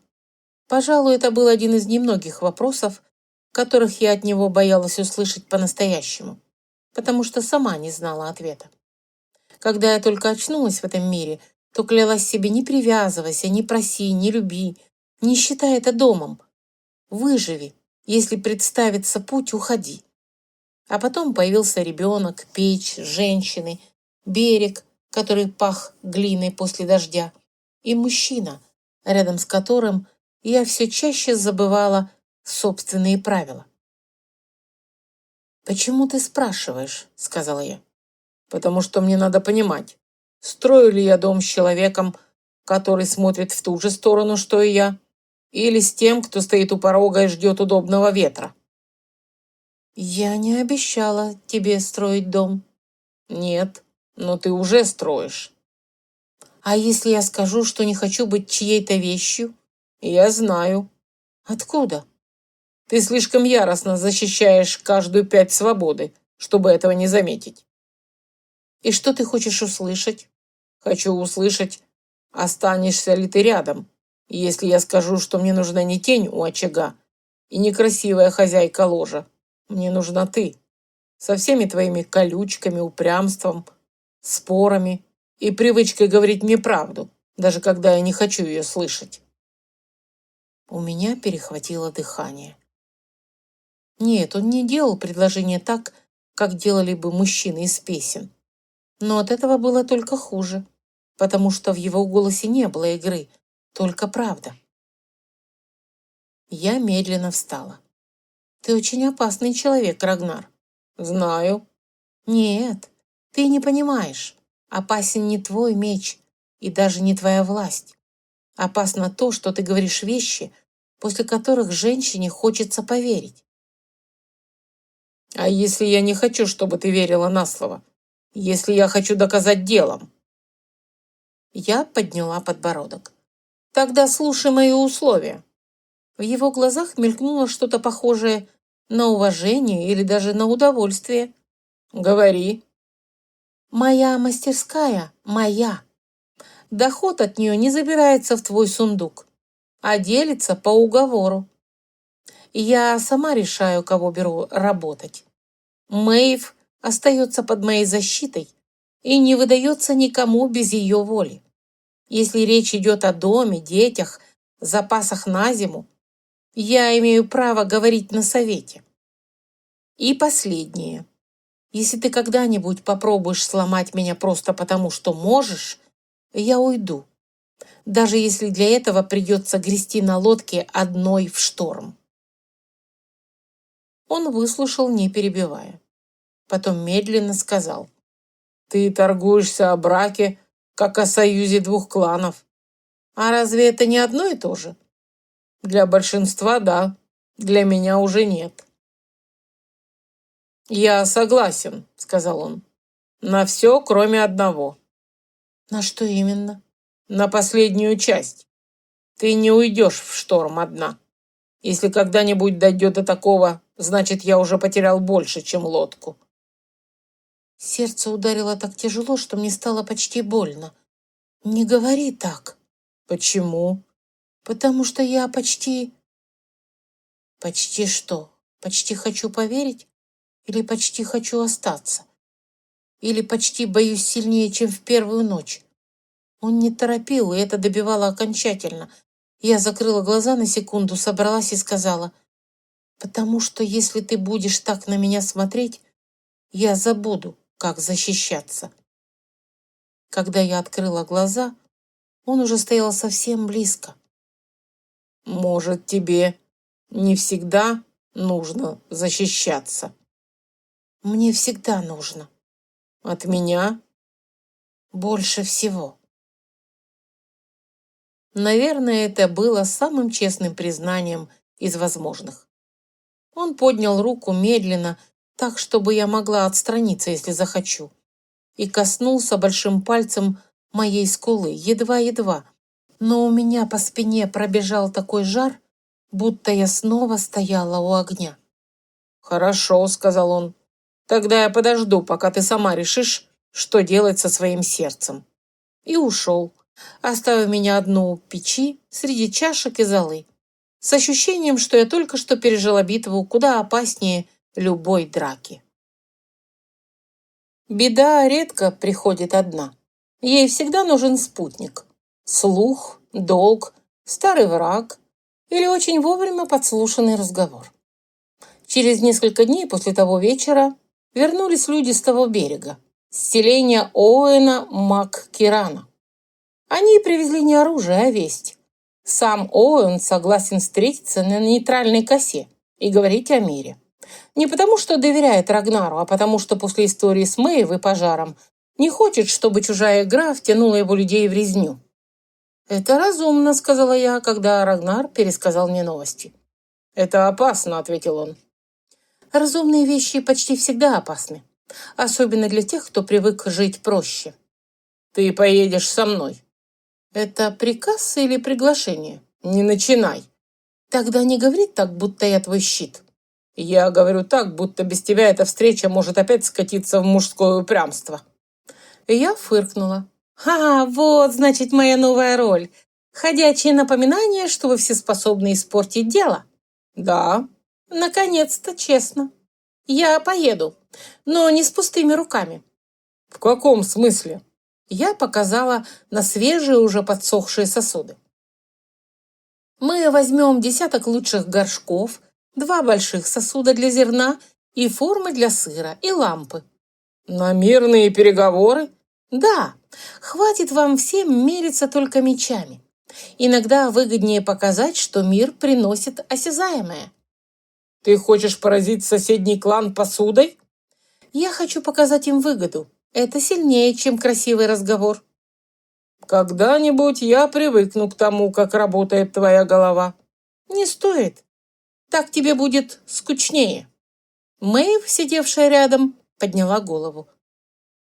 «Я тоже?» — спросила она тихо. Мы оба повернулись к ней. «Куда?» — мягко спросила я.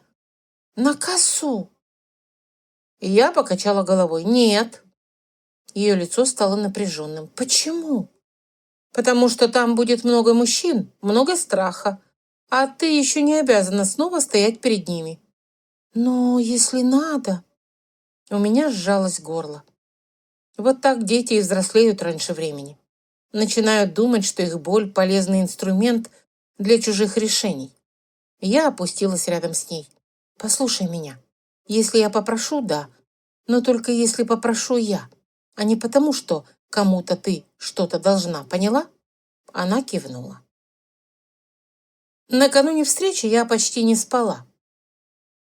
Не из страха перед Оуэном и его людьми. Меня тревожило другое. Бьорн ушел, но его тень осталась. Люди, привыкшие зарабатывать на распри, не исчезают за один день. Они только меняют место, откуда подталкивают огонь.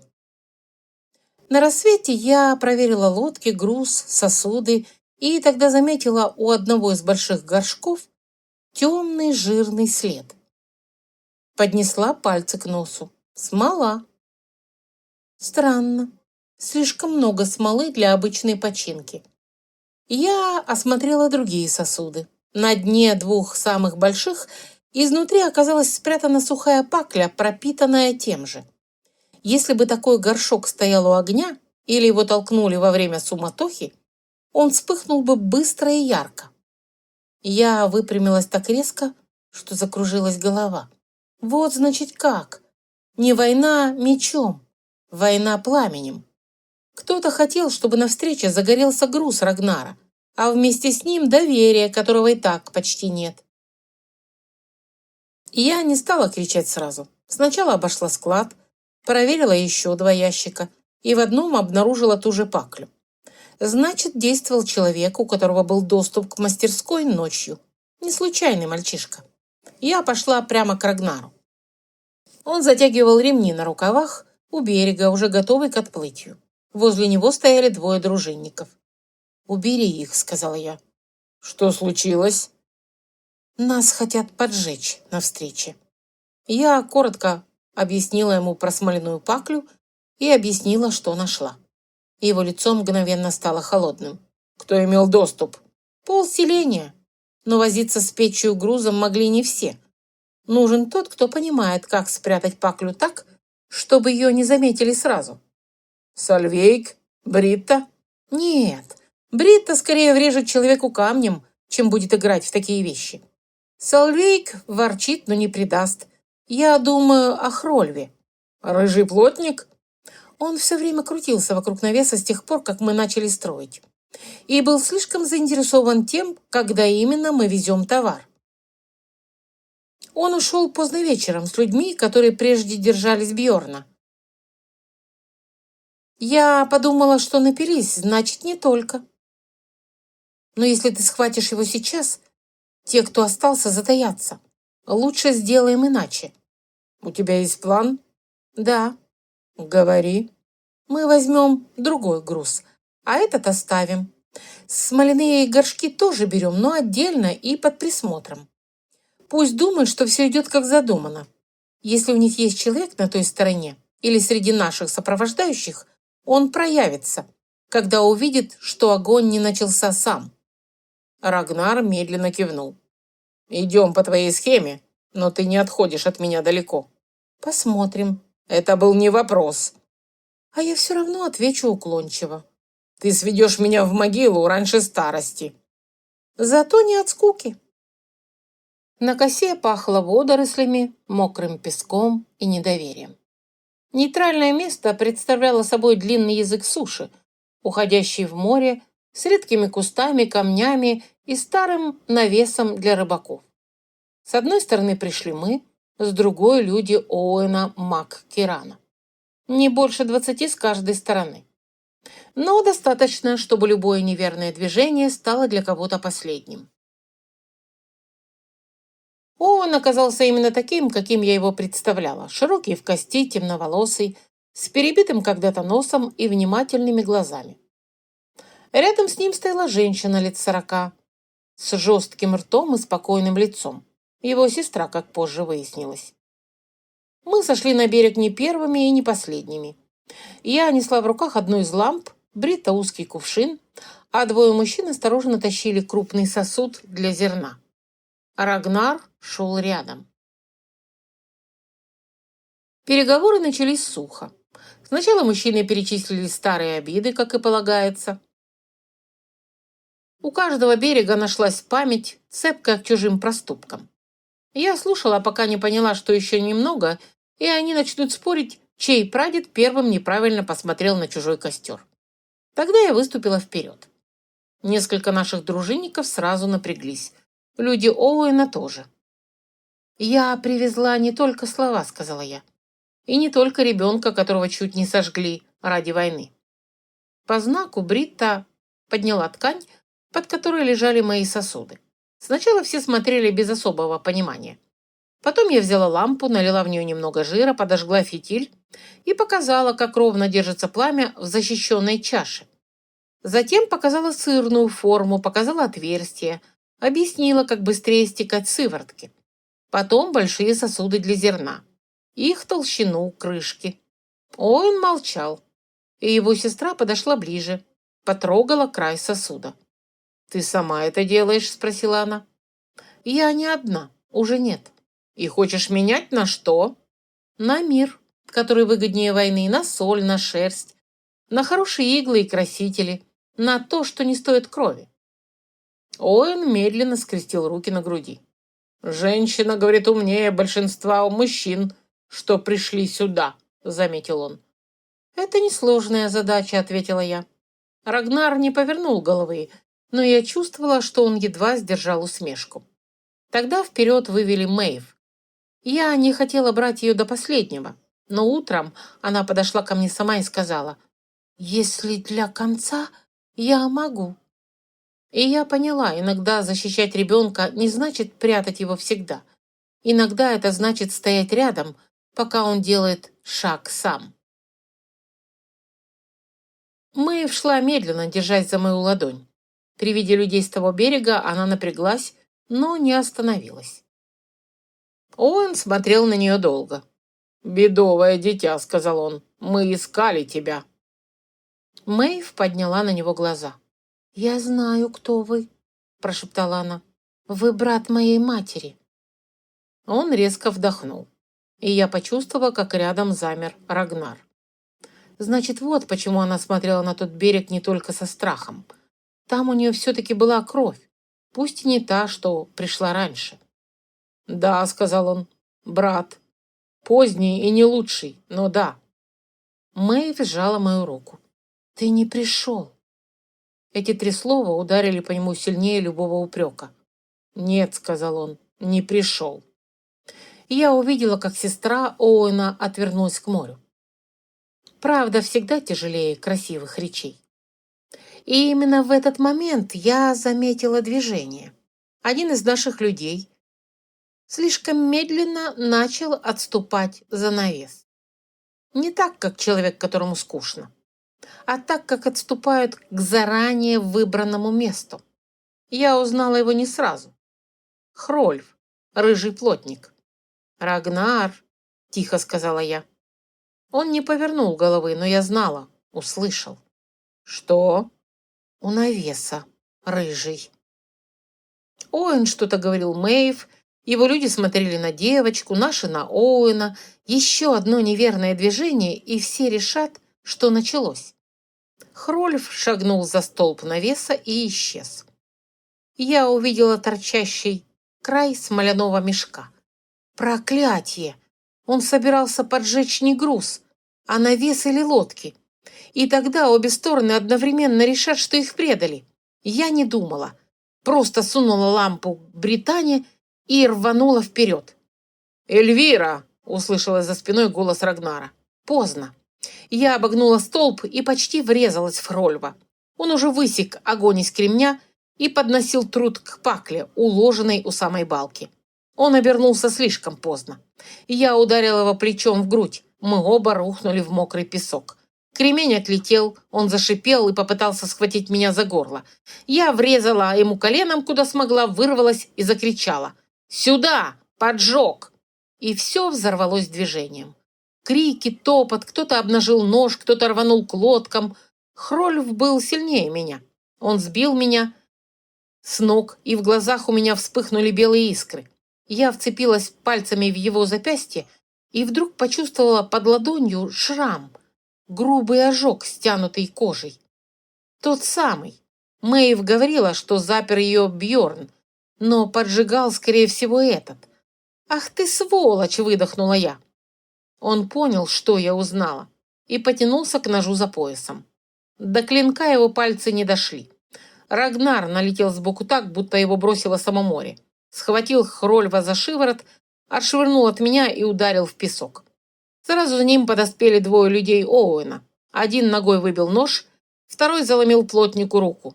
«Не убивать!» — крикнула я, перекрывая шум.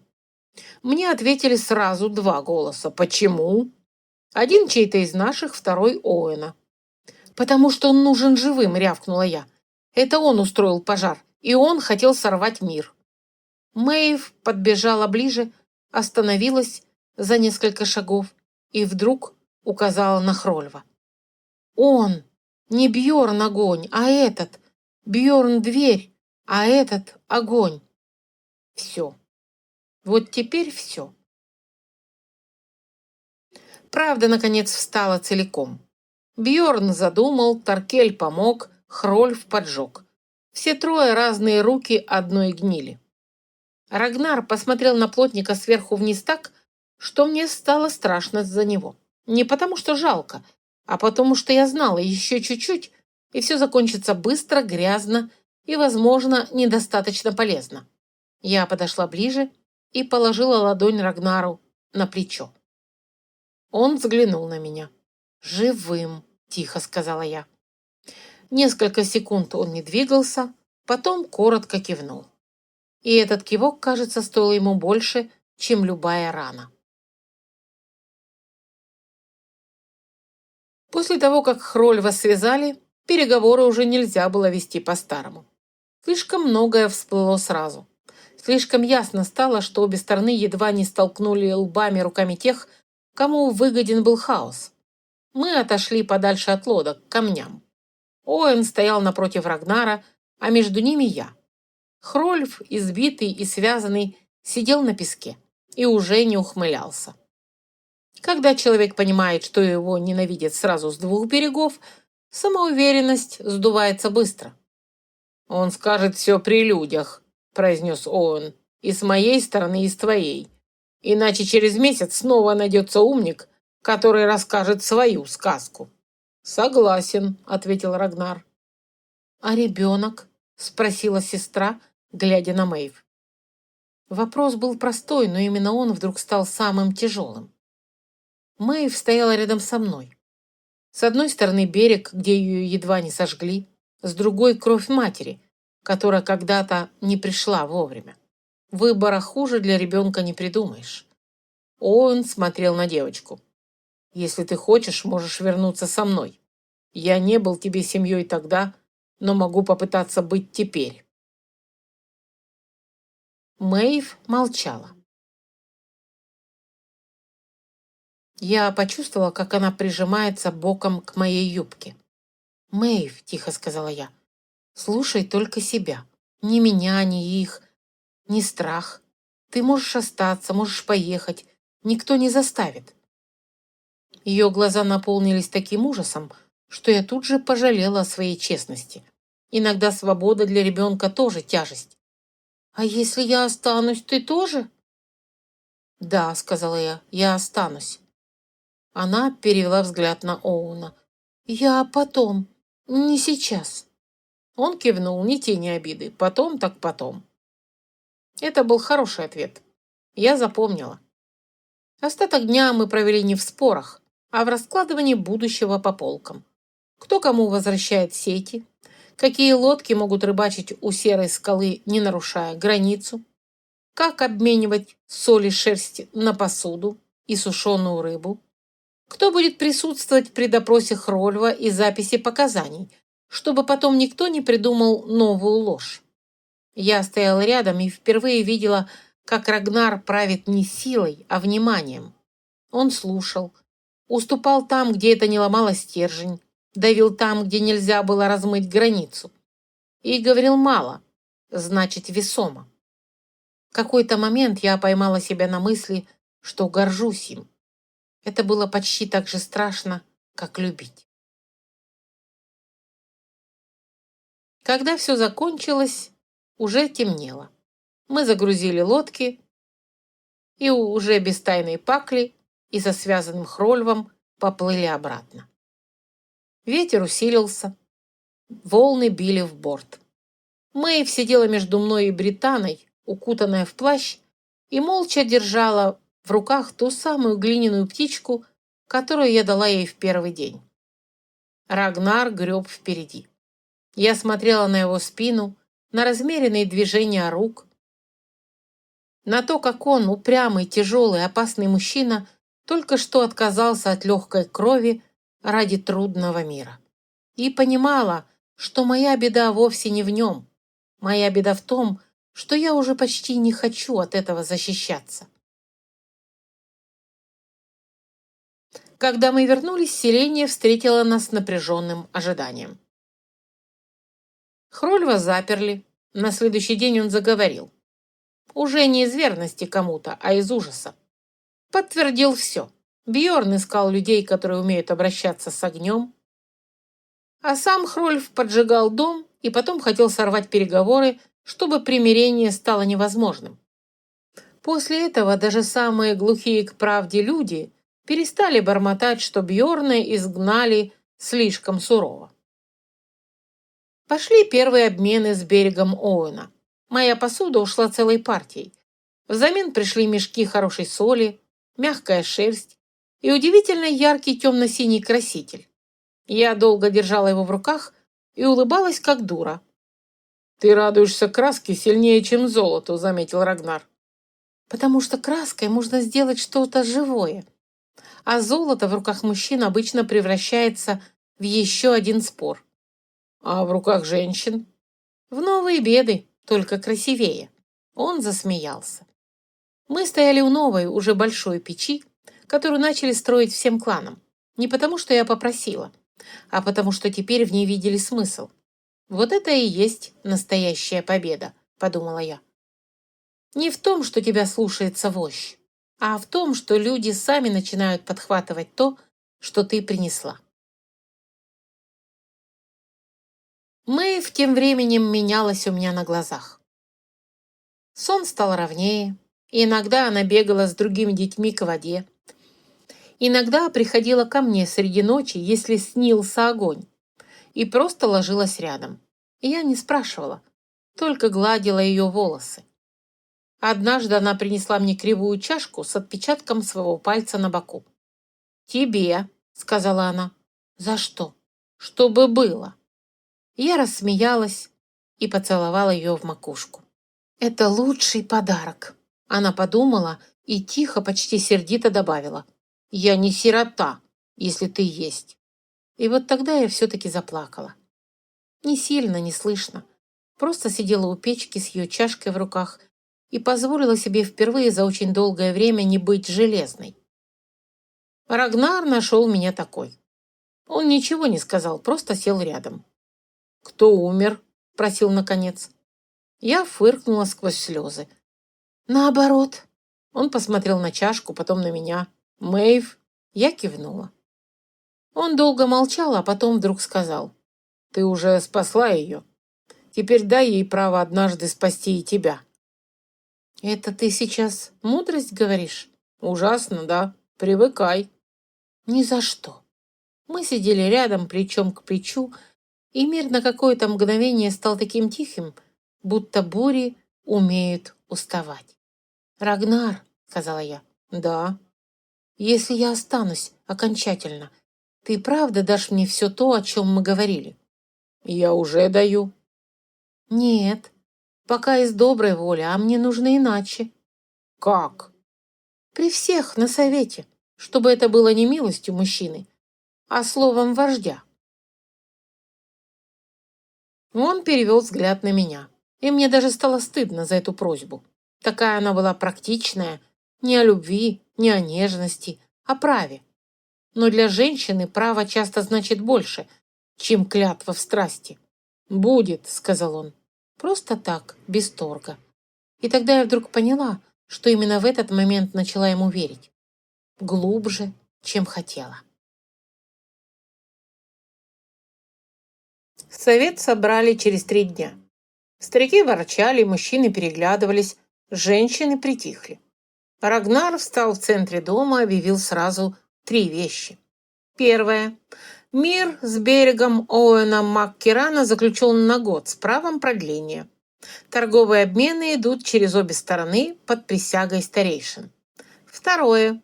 Хрольф будет наказан по закону обоих берегов, изгнанием и клеймом, чтобы ни один клан больше не взял к себе человека, который поджигает дома ради чужой выгоды. И третье. Он повернулся ко мне.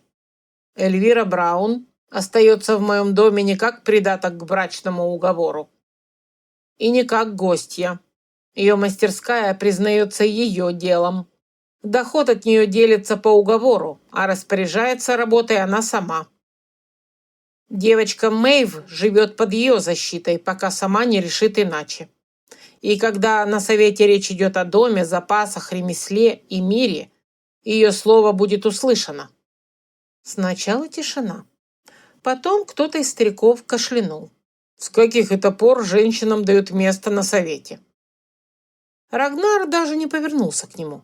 С тех пор, как одна женщина спасла ребенка, разоблачила заговор, наладила ремесло, принесла прибыль и не дала нам всем перебить друг друга из-за чужой жадности.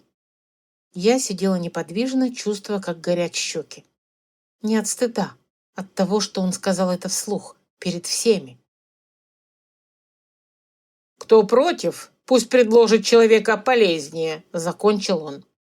Никто ничего не предложил, именно потому, что польза – самый неудобный довод для гордецов, и ее трудно перекричать. После совета Ингрид подошла ко мне, оглядела так, будто впервые за все время решила признать, да, из меня все-таки вышло что-то, кроме беды. «Теперь ты действительно опасна», — сказала она. «Почему?» «Потому что получила место не через постель и не через отца, а через дело. Это мужчины помнят дольше». «Ты говоришь так, будто предупреждаешь». «Я и предупреждаю. Чем выше поднимаешь крышку на котле, тем сильнее пар обжигает лицо». «Поняла. И еще. Если обидишь моего сына, сначала разберусь, заслужил ли, а потом уже решу, на чьей я стороне». Я рассмеялась. Кажется, это был самый теплый комплимент, на который она была способна. Тем вечером Рагнар нашел меня у моря. Я пришла туда одна, когда дом уже гудел разговорами, а в мастерской догорала печь. Берег был пуст. Волны тяжело накатывали на камни. «Ты уходишь всякий раз, когда люди начинают тебя хвалить», — заметил он. «Потому что от похвалы у меня зуд. А от меня? От тебя хуже. Значит, надежда есть». «Я не умею красиво говорить». «Это я заметила. Но умею быть упрямым». «Еще как». «Тогда выслушай мое упрямство. Я не стану тащить тебя к браку старым уговором. Не стану брать то, что ты сама не отдашь. Но я хочу, чтобы ты осталась со мной не только в доме, не только на совете. Хочу, чтобы рядом со мной была женщина, которой я доверяю спину, мысли и зиму. И если для этого мне придется ждать, пока ты перестанешь бежать от собственного сердца, я подожду. Но не молча. Ты должна знать, что я выбрал». Я молчала долго, потом сказала: «Знаешь, чего я боюсь больше всего? Не того, что ты меня сломаешь, и не того, что уйдешь. Я боюсь, что однажды проснусь и снова потеряю все, а потом окажется, что я второй раз добровольно отдала сердце туда, где его могут разбить. В прошлой жизни я думала, что после некоторых потерь человека уже нельзя испугать сильнее. Оказалось, можно. Любовь после горя страшнее первой любви, потому что ты уже знаешь цену». Я услышала, как он выдохнул. Потом его ладонь накрыла мою. «Я не обещаю тебе жизни без потерь и не обещаю, что не будет крови, боли и дурных дней. Но я обещаю другое. Рядом со мной ты не будешь одна против всего. Ни в доме, ни в беде, ни в старости, если доживем». «Поцелуй меня», — сказала я. «Ты уверена?» «Нет, но если ты сейчас опять начнешь благородно ждать, я, возможно, столкну тебя в море». И тогда он все-таки рассмеялся. Тихо, с тем самым теплом, от которого у меня в груди давно становилось тесно. Потом притянул меня к себе. Его поцелуй не был осторожным, но и не был завоеванием, скорее признанием. От него пахло морем, дымом и чем-то своим, что я уже начала отличать среди десятков других запахов. У меня подогнулись колени. К моей злости и, кажется, его удовольствию. «Не смей выглядеть довольным», – пробормотала я, когда он отстранился. «Поздно». «Я тебя ненавижу». Врешь. Еще не решила. Тогда у меня есть время тебя убедить. Я уткнулась лбом ему в грудь и неожиданно рассмеялась. Просто потому, что впервые за очень долгое время мне не хотелось никуда бежать. Пойдем домой, Сказал Рагнар. Я рассмеялась и позволила ему увести меня в дом. У очага было тепло, пахло кашей, дымом и свежим хлебом. Бритта спорила с Сальвейк, сколько еще мисок нужно обжечь. Ингрид уже резала сыр. Мэйв сидела у очага. Я остановилась на пороге и вдруг до боли ясно поняла. Иногда человеку дают вторую жизнь не за тем, чтобы он исправил прошлое. Прошлое не исправить, не вернуть умерших, не отмотать назад тот миг, когда не успела, не поняла, не удержала. Вторая жизнь нужна для другого, чтобы однажды, стоя в теплом доме у моря, среди чужих, ставших своими, ты перестала спрашивать, за что тебе была дана боль, и начала спрашивать, что ты сумел из нее вылепить. Я вылепила не идеальную судьбу, не легкую, не сказочную. Здесь все еще были зима, ветер, тяжелый труд и мужское упрямство. Но здесь были и мои руки, моя печь, мой дом, мой мужчина, мой ребенок, пусть не по крови, но по выбору, который важнее крови. И когда Рагнар, проходя мимо, коснулся ладонью моей поясницы, просто чтобы я шагнула внутрь, а не застыла опять у дверей, я подумала. Пусть море шепчет свои древние истории, пусть кланы спорят, пусть зима приходит. Я больше не та женщина, которая стоит на пепелище и боится дышать. Я та, что умеет брать глину, огонь, боль и делать из них сосуд. Иногда для зерна, иногда для света, иногда для любви. И этого достаточно. Конец. Автор книги Тиса и Серж Луис. Друзья, спасибо, что были с нами до конца этой истории. Если вам понравилась аудиокнига, поддержите ее лайком и комментарием. Для нас это действительно важно. Подпишитесь на наш канал. Впереди вас ждут новые миры, магия, любовь и истории, в которые хочется возвращаться снова и снова. До скорой встречи!